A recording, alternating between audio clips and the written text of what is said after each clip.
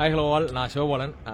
இது இந்த அவுட்ஃபிட்லேயே இது ரெண்டாவது வீடியோ. இது எல்லாரும் ஏற்கனவே அளவுகள் சம்மந்தமாக வீடியோ போட்டிருந்தேன். இது வந்து என்னன்னா ஒரு இஷ்யூ ஆயிடுச்சு, ஒரு கான்ட்ரவர்சி ஆயிடுச்சு. ஏற்கனவே நான் இன்ஸ்டால ரீல்ஸும் யூடியூப்லையும் ஷார்ட்ஸ்லையும் சேர்த்து போட்டிருந்தது. அந்த வீடியோவை நான் இதில் போடுறேன், அதை பாருங்க. இன்ஸ்டாகிராமில் ஃபிட்னஸ்ன்னு எடுத்துட்டாலே ஒரு அழகான ஜிம்மு, ப்ரோட்டீன்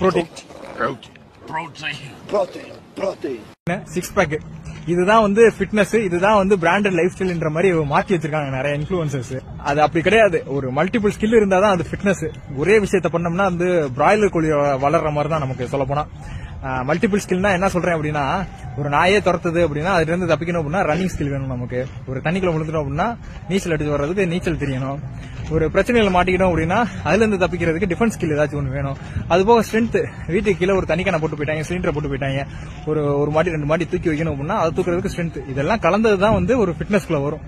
வெறுமனே ஜிம்முக்கு போனோம், சிக்ஸ் பேக் வச்சோம், புரோட்டீன் சாப்பிட்டோம், இதை ட்ரெண்ட் ஆக்கி வச்சிருக்காங்க அப்படின்னா அது அவங்களோட லைஃப் ஸ்டைல். அது மூலியமா அவங்க ஏர்ன் பண்றாங்க. சரியா? அது ஒரு ப்ரொஃபஷனா எடுத்து பண்றாங்க அப்படின்னா, அது ஒரு ஸ்போர்ட்டா எடுத்து பண்றாங்க அப்படின்னா அது அவங்களுக்கு ஒரு வேலை கொடுக்கும், ஏதோ ஒன்று அவங்களுக்கு கெயின் கிடைக்கும். சரியா? எல்லாத்தையும் எப்படி மாத்தி வச்சிருக்காங்க அப்படின்னா, ஃபிட்னஸ்னு எடுத்துட்டோம் அப்படின்னா கரெக்டா ஒரு மாசத்துக்கு இவ்வளவு எடுத்து வச்சிடணும். ஜிம்முக்கு ஃபீஸ், புரோட்டீனுக்கு அப்படின்னா இருந்தா தான் நீ ஃபிட்னஸ்குள்ளே வரணும், அப்படி வர முடியும் அப்படின்ற மாதிரி உருவாகிருக்கு. அது கிடையாது. இந்த பாருங்க, கிரவுண்டு காத்து வாங்குது, ஒருத்தனையும் காணாம். தயவு செய்து இதுக்குள்ள வாங்க. நிறைய விஷயங்கள்லாம் மல்டிபிள் ஸ்போர்ட் நீங்க பண்ணீங்கனாலே உங்களுக்கு உடம்பு உங்களை அதுக்கேற்ற மாதிரி மாறிடும்.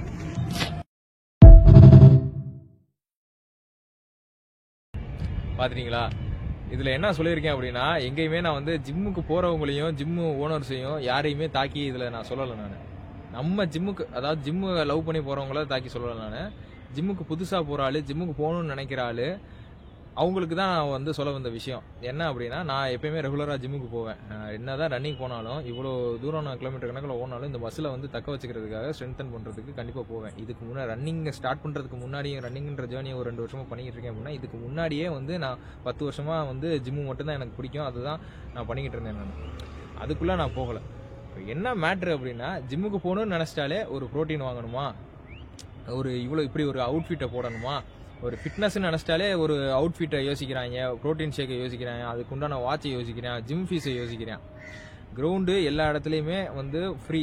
சரியா? நீ வந்து ஒரு 2-3 ரவுண்டு ஓடு, வார்ம் அப் பண்ணு, வந்து புஷ்அப் புல்லப் படி. முதல்ல அந்த மெட்டபாலிசத்துக்கு வா. ஃபிட்னஸ் பண்ணுறோம் அப்படின்ற உடம்புக்கு வந்து மெட்டபாலிசத்துக்கு வா, டயட்டை ஃபாலோ பண்ணு.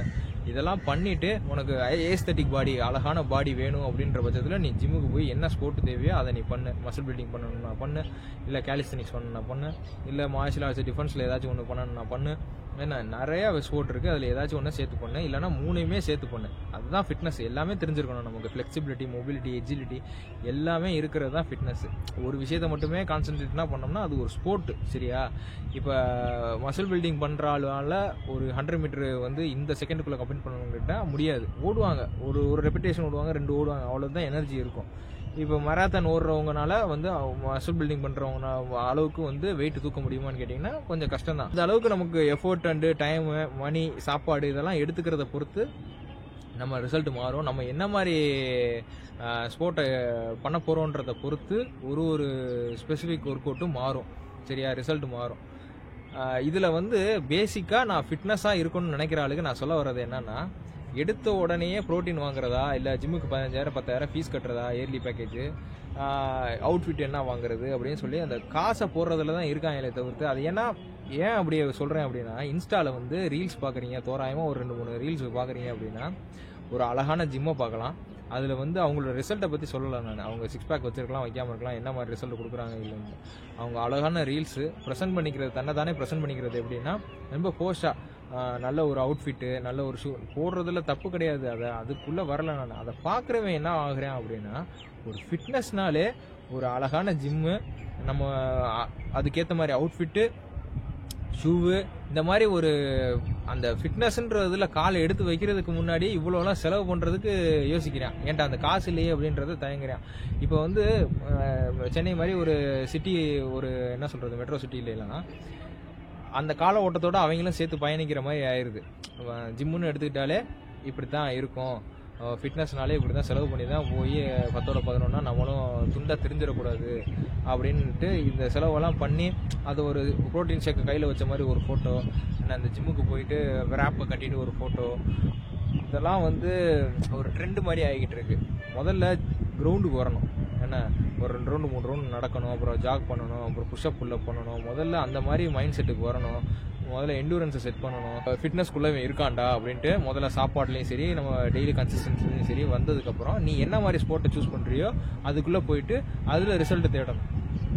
சும்மா நம்ம வந்து இன்ஸ்டாகிராமில் பார்க்குறத வச்சுக்கிட்டு நான் வந்துட்டு என்கிட்ட ஜிம்முக்கு போக காசு இல்லை அதனால நான் ஃபிட்னஸ் பண்ணலை, என்கிட்ட அது வாங்க காசு இல்லை, ஷூ வாங்க காசு இல்லை அதனால ஃபிட்னஸ் பண்ணலை, டிஷர்ட் வாங்க காசு இல்லை அதனால ஃபிட்னஸ் பண்ணலை, ப்ரோட்டீன் வாங்க காசு இல்லை அதனால ஃபிட்னஸ் பண்ணலன்னு சொல்கிறதுக்குலாம் இங்கே வேலை இல்லை. அதை தான் நான் சொல்ல வரேன். நான் இப்போ பசங்க கூட விடுங்க, பொண்ணுங்களில் இன்ஸ்டாகிராமில் நான் இவங்க தான் அப்படின்னு தாக்குறதுக்கு விரும்பலை. ஏன் அப்படின்னா நம்மளால யாரும் அழிஞ்சான்னு இருக்கக்கூடாது, வாழ்ந்தான்னு இருக்கலாம், அழிஞ்சான்னு இருக்கக்கூடாது. யாரும் அவங்க வந்து பண்ணுறது வந்து யார் பொழப்பையும் கெடுக்கிற மாதிரி கிடையாது. அது வந்து கொஞ்சம் நெருடலாக இருக்குது, பார்க்குறதுக்கு அருவருப்பான ஒரு விஷயமா இருக்குது. அது ஒரு பொண்ணு ஃபிட்னஸ் இன்ஃப்ளூயன்சராக இருக்குது, நல்லா ரீச்சில் இருக்குது. அது என்ன பண்ணுது அப்படின்னா ஒரு அவுட்ஃபிட் போட்டிருக்கு, அதோட பாடியோட ரிசல்ட் வந்து இன்னும் அந்த அளவுக்கு அச்சீவ் பண்ணலை, அவங்க சொல்கிற அளவுக்கு அவங்க அச்சீவ் பண்ணலை. அதை நான் தப்பு சொல்லலை. ஏன்னா இருந்தாலும் அவங்களோட அவுட்ஃபிட் வந்து ரொம்ப நாகரிகமற்ற ஒரு அவுட்ஃபிட்டாக இருக்குது. இம்பார்ட்டண்ட்டாக இருக்கிற ஆளுக்கு வேணால் கண் உறுத்தாமல் இருக்கலாம். ஏன்னா ஒரு நார்மலாக ஒரு மனுஷனாக பிறந்திருக்கான் அப்படின்னா கண்டிப்பாக அவனுக்கு கண் உறுத்து தான் செய்யும். எதை பார்க்கணுமோ அதை தான் பார்ப்பான். நீங்கள் காட்டுங்க நாங்கள் பார்க்குறோம்ன்ற மாதிரி தான் அது. அதனால எனக்கு பிரச்சனையே கிடையாது. என்ன ஒரு இஷ்யூனா, நீ என்ன கண்டென்ட் சொல்ல வரீங்களோ அது பரவாயில்ல, அது ஷேர் ஆகலை. நீங்கள் என்ன மாதிரி ப்ரெசென்ட் பண்ணுறீங்க, நீங்கள் என்ன மாதிரி கொஞ்சம் பேசி மக்களை கவர் பண்ணுறதுக்கு, இதை பண்ணுறதுக்கு இதை பண்ணுங்க, இதை பண்ணுறதுக்கு இதை பண்ணுங்க அப்படின்னு ஒரு அதனால என்ன யூஸ் சொல்லுங்கள்? ஒரு ப்ராப்பராக ஒரு கிரவுண்டுக்கு வந்து வாக்கிங் போகிற ஆளுக்கு தெரிகிற ஒரு விஷயத்த நீங்கள் அதை வந்து ஒரு ஜிம்மில் போய் அவ்வளோ ஒரு எஃபோர்ட் போட்டு ஒரு எடுத்து வீடியோ கேமராவில் எடுத்து நீங்கள் ப்ரெசென்ட் பண்ணுறது இருக்குது தெரியுமா, அவ்வளவு காஸ்ட்லியாக இருக்குது நீங்கள் ப்ரெசென்ட் பண்ணுறது. நீங்கள் உங்களோட பொட்டன்ஷியலுக்கு நீங்கள் எவ்வளவோ விஷயங்களை நல்லா சொல்லலாம். ஏன்னா உங்களுக்கு இருக்கிற மக்கள் ஃபாலோவர்ஸுக்கு நீங்கள் நிறைய விஷயங்கள் சொல்லலாம். அதெல்லாம் விட்டுட்டு இப்படி வந்து ஒரு போஷான லைஃப் ஸ்டைலை ப்ரெசென்ட் பண்ணி நம்ம மக்களுக்கு என்னத்தை நம்ம சாதிக்க போகிறோம்? நமக்கு end of the day result என்னன்னு பார்த்தீங்கன்னா எல்லாரும் ஃபிட்டாக இருக்கணும், எல்லாரும் ஆரோக்கியமாக இருக்கணுன்றத இப்போ நான் வீடியோ போடுறதுனால சொல்கிறேன். நான் நமக்கு என்ன தேவை அப்படின்னா, நம்ம கொடுக்குற விஷயம் வந்து நம்ம பேசுகிற பேச்சு, நம்ம செய்கிற செயலை காட்டுறோம் அப்படின்னா அதை பார்த்து 4 பேர் அதை பயனடைஞ்சு அதை கன்சிஸ்டன்சியாக இருந்து நல்லா ஆரோக்கியமாக வாழணுன்றதுக்காக செய்யணும். அது மூலியமாக நம்மளும் வந்து வருமானத்தை ஈட்டிக்கலாம். இப்போ வந்து நான் ப்ரோட்டீன் வந்து நாளை பின்னா நான் எடுக்கிறேன் அப்படின்னா, நான் இந்த ப்ரோட்டீன் எடுக்கிறேன் நீங்களும் சாப்பிடுங்க அப்படின்னு சொல்லி விளம்பரம் கொடுக்குறதா இருக்கட்டும், கிரியேட்டின் எடுக்கிறதா இருக்கட்டும், இல்லை டிஷர்ட் யூஸ் பண்ணுறதா இருக்கட்டும், இதெல்லாம் என்னோட ஏர்னிங்ஸ்க்கு பட்டுறது, நீங்களும் உங்களோட ஏர்னிங்ஸ் பண்ணுறது இருக்கட்டும்.